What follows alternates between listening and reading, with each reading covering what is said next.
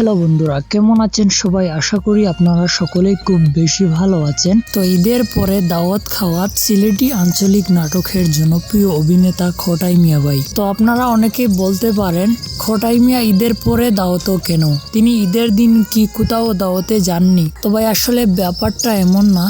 আসলে ওনারা হচ্ছেন জনপ্রিয় মানুষ, সব জায়গা থেকেই ওনাদের দাওয়াত আসে, সেটা চাই হোক ঈদের দিন কিংবা ঈদের পরের দিন কিংবা এর পরের দিন।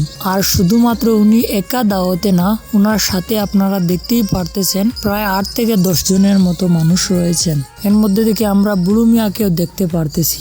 আর তিনি এই দাওয়াতে গিয়ে বলেন শরিকানা দাওয়াত খেলাম দুলাভাইয়ের পক্ষ থেকে। তার মানে হয়তো ওনার কোন দুলাভাই রয়েছেন যিনি ওনাকে ইনভাইট করেছিলেন, আর ওনার পক্ষ থেকে তিনি এই দাওয়াতটা খেয়েছেন। তো যাই হোক, খোটাই মিয়ার এই দাওয়াত খাওয়া দেখে আপনাদের কেমন লাগলো অবশ্যই কমেন্ট করে বলবেন। আর চ্যানেল নতুন হলে সাবস্ক্রাইব করে রাখবেন পরবর্তী ভিডিওগুলো দেখার জন্য। ধন্যবাদ।